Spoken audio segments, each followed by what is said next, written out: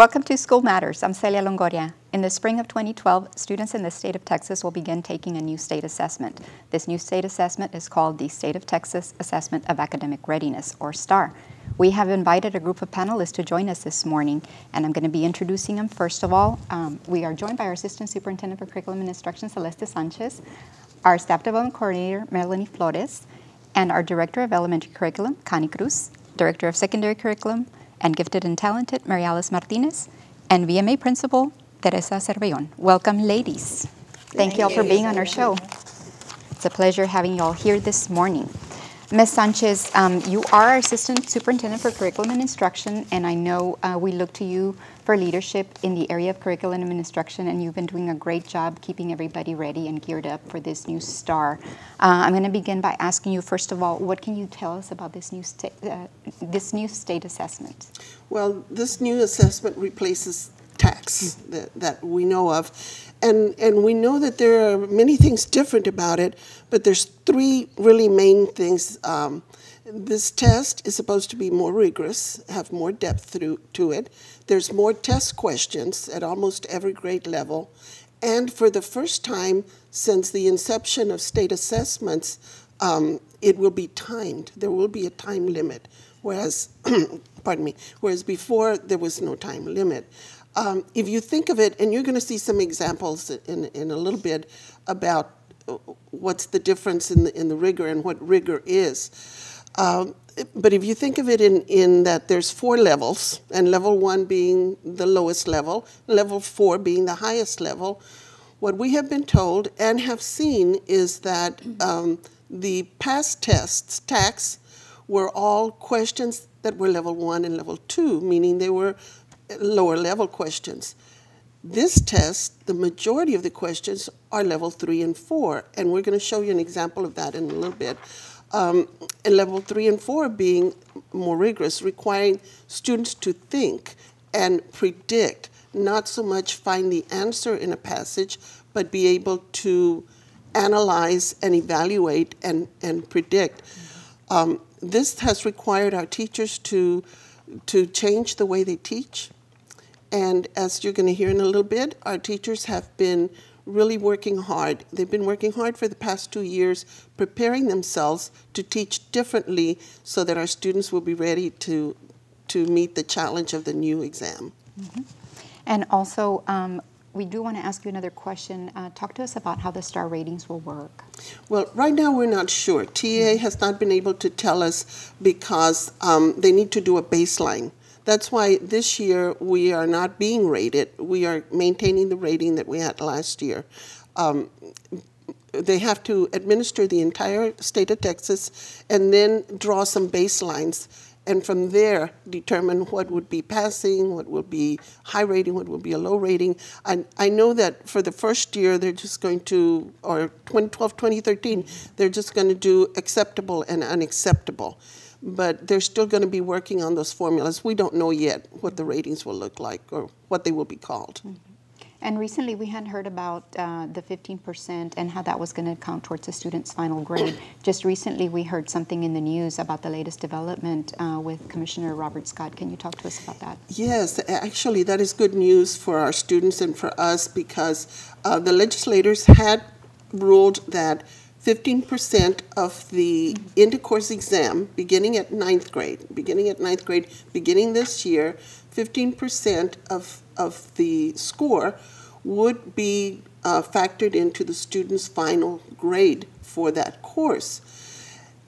The only thing is they didn't tell us how to do that. So, and what would be the formula? What would be passing, what would not be passing, what raw score would be what? So with the Service Center, we had been working really diligently trying to come up with the policies and procedures to implement that 15% rule. And apparently the entire state of Texas was having a difficulty putting that rule into play. So at the Midwinter Conference, Commissioner Scott spoke to us, and he said that if he had authority, he would waive that for this year, because it's too new, and he did not think it was fair to use it on students this first year. So since then, which was about 2 weeks ago, the Senate and the House of the legislators have written a letter to Commissioner Scott giving him permission to waive it. So Friday, we got word that Commissioner Scott had waived that rule for this year. But the rule is still in effect for next year. We will have to implement that rule. So it's a bit of a sense of relief for the students here at this campus, and of course for the parents. Students, absolutely, yes. Because there was a lot of anxiety over that particular, not just the testing itself, but that in itself. Well, only because it was the unknown and we didn't know how it was going to be factored in. Well, thank you for sharing that information with us. We move on to Melanie Flores. Now, as Ms. Sanchez mentioned, there's been a lot of preparation that has been taking place for a while now to get our staff members geared up and ready to go on this new state assessment. What can you talk to us about and tell us how our staff members have been preparing for this new state assessment? Yes, ma'am. San Benito CISD Staff Development Department started planning for the preparation of STAAR and EOC early last year. We came up with a plan that offers quality professional development sessions that will enhance student achievement and in turn give teachers and staff an insight into the complexity of the new assessment. Required professional development sessions were offered starting summer 2011. They included DMAC training, STAAR monitoring for rigor and instruction training, C-Scope 101 training, and a session we call Transition to STAAR and EOC, Understanding the Readiness and Supporting Standards. DMAC Solutions is an online software that San Benito purchased back in 2009. Teachers are trained on how to generate data on their students, such as previous tax scores, demographic trends, and pull a report on a detailed item analysis. The software has incorporated STAAR components such as addressing what is a readiness standard, what is a supporting standard. We want our teachers to learn how to extract data, analyze their students' previous assessment history, and make appropriate educational decisions. Also, teachers are required to attend a 5-hour training on rigor. This session helps our teachers understand the definition of rigor and the importance of teaching at that higher level. Our core curriculum is C-Scope. Staff development requires that all teachers attend a C-Scope 101 training.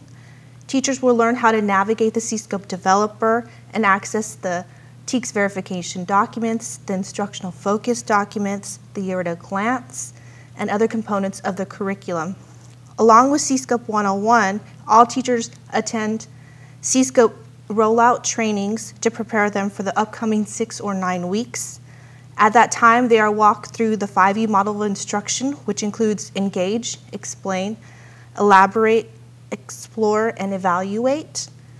They also receive materials for that particular grade level and subject area. The last session that professional development has been offering all year long is called the Transition to STAAR and EOC, Understanding the Readiness and Supporting Standards. This session helps teachers understand the difference between what is a readiness standard and what is a supporting standard. TEA has stated that readiness standards will compose of 60 to 65%, and the supporting standards will cover between 35 to 40% of the new assessment. This is a big transition to what our teachers are used to. Besides all of that training that the teachers have been receiving and our staff members on board have been receiving, there's also a lot of resources that have been provided to our staff members. What can you tell us about that? San Benito did purchase what we call the STAAR 1, which includes an assessment item bank for teachers to use that ensures academic rigor. All the instructional specialists and deans were trained on this software, and in turn they would go back to their campus and turn over the training to the teachers and staff. This has definitely been a useful resource for our teachers. TEA has also been an excellent resource. They constantly update their website with the latest STAAR items, the blueprints, the assessed curriculum documents, and handouts. We move on to Ms. Connie Cruz. A lot has been talked about as far as rigor. What can you tell us about that, and what can we expect with this new state assessment? The new assessment, STAAR assessment, will pose new challenges for students and educators in Texas. It will have more in-depth cognitive complexity, will be more focused on the readiness standards for the next grade level and college readiness. It will have more depth, and performance indicators and performance standards will be increased. This flow chart maps the definition of rigor. This focus will be on the learning standards, cognitive complexity. The TA has made a distinction between the readiness standards and supporting standards. The readiness standards will be tested. 65% of the readiness standards, of the test items will be readiness. They will test what the student, the current grade level, and prepare them for the next grade level. The supporting standards remain instructionally important. 35% of them will be supporting standards. This may or may not be tested. For clarity, clarity is another component of rigor. And clarity can be seen in the blueprints provided by the Texas Educational Agency.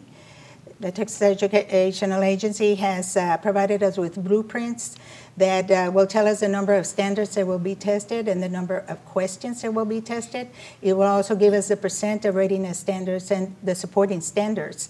And clarity is if the students did well on the text in the text test, it is a good indicator of how they will do on the STAAR assessment.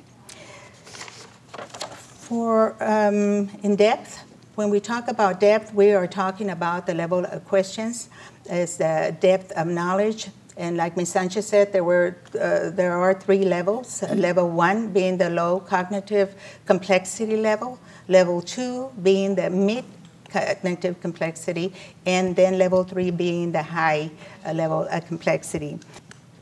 This depth focuses on preparing students for success in subsequent grade levels and courses, and ultimately in college and or career. The STAAR assessment will be assessed deeply in the text, and they will measure higher thinking and greater cognitive complexity. These items will contain a greater number of items that have higher cognitive level.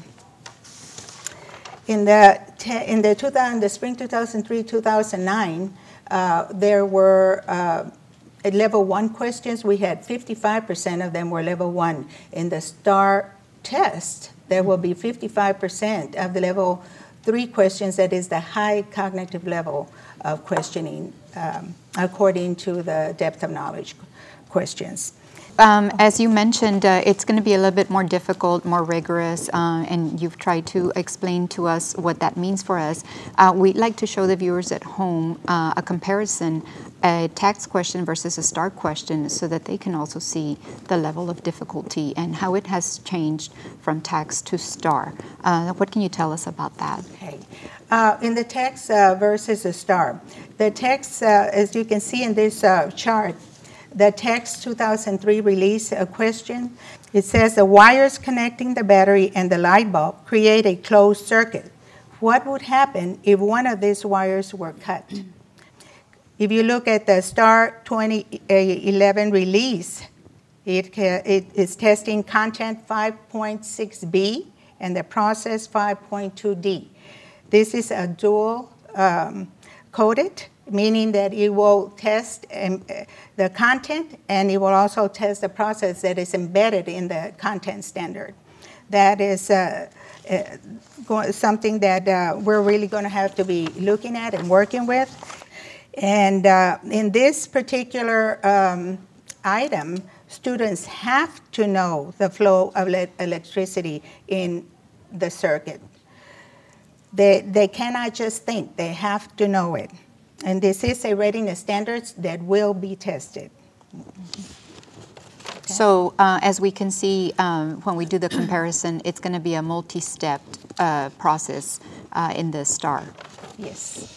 Yes, it will. It will be more difficult, but we will really have to work in preparing our students, and our C-scope lessons provide the rigor that is needed in preparation for the STAAR test. Thank you. So we move on to Mary Alice Martinez, our Director of Gifted and Talented and Secondary Curriculum. As we spoke to Ms. Connie Cruz a little while ago, she was talking to us about the changes that we can expect at the elementary level. Now you at the secondary level, if you will be able to provide us a sample of a STAAR question at this particular level for the secondary students. Yes, I'll be happy to. I have a sample test item for an 8th grade math. If you're looking at text, the question will read as, with the origin as the center of dilation, rectangle PQRS will be dilated by a scale factor of 1 to 3 to form rectangle PQRS prime. What will the length of the line segment PS be?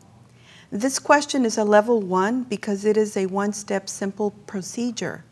Now looking at a STAAR question, you have, and it reads, the triangle is dilated by a scale factor of 2 5/10 to create a new triangle. What is the perimeter of the new triangle? This question now becomes a level 3 because it requires for the student to reason and to develop a plan or a sequence of steps. Now we also want for you to be able to tell us a little bit about graduation requirements for the end of course program. What can you tell us about that? Okay.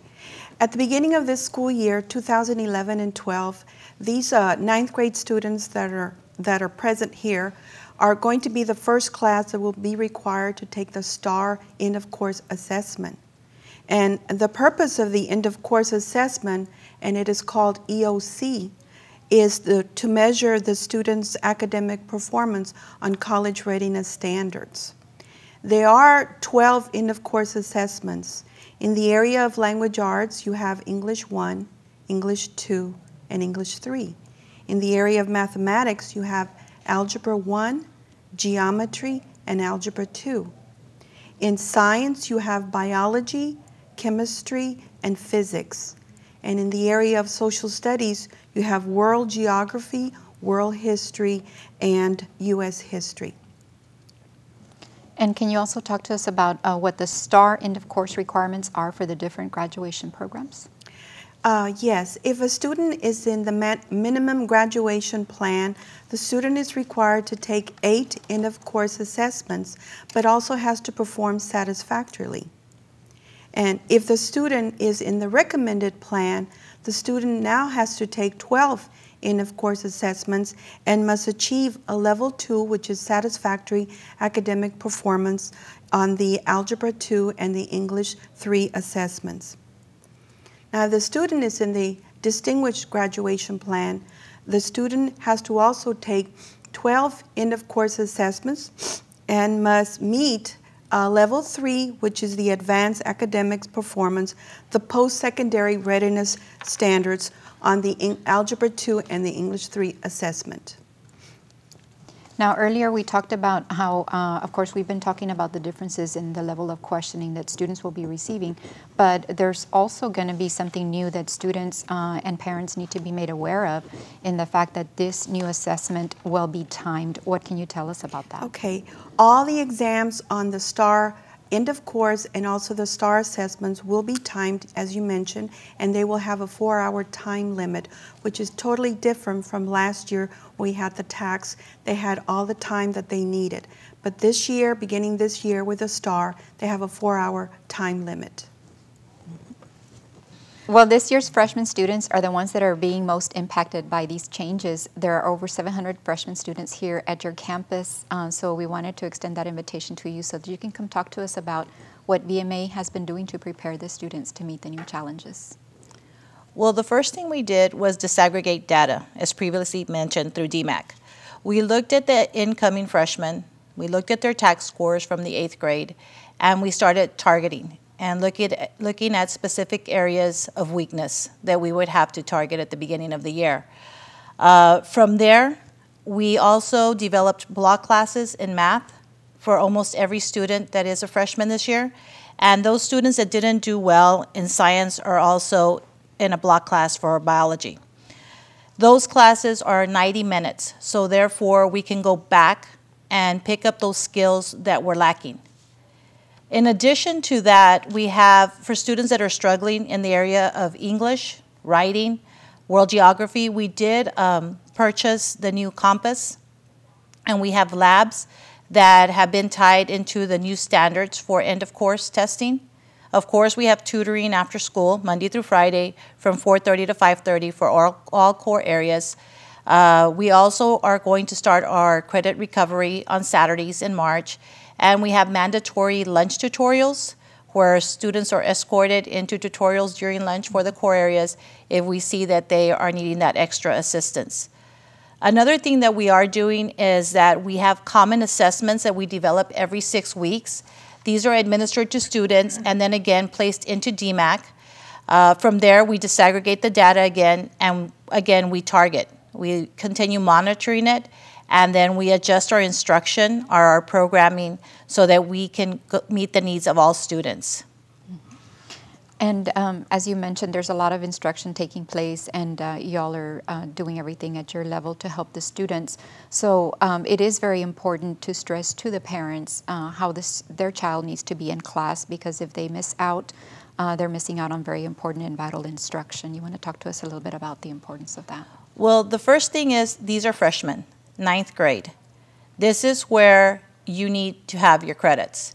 So we are starting our credit recovery in March. Of course, that does not take the place of being in class every day, you know, and hearing the instruction, working on the labs, going to the tutoring that's required, or being in that block class that scaffolds those areas which might be an area of deficiency. Now, even if the student is passing and they start missing classes, missing sessions, that can also develop an academic gap. So them being here every day is highly important and will ensure student success at the end. Mm-hmm. So besides making sure that the students are in class, do you also have some helpful tips for parents as far as what they need to do to prepare the child when the test-taking time comes around the corner? What can you tell us about that? Well, when test-taking time comes, and it's coming really soon, because March 26th we will be administering our English writing, the 27 our English reading.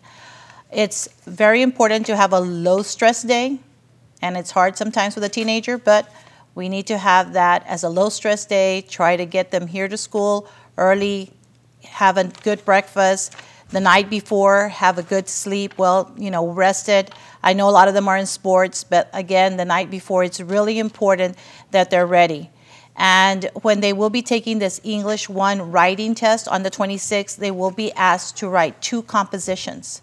So that entails a lot of, you know, sit there, think, and that is the highest level of blooms, you know, where they're going to produce a product and create a product at the end. 2 products, really, and then those will be graded.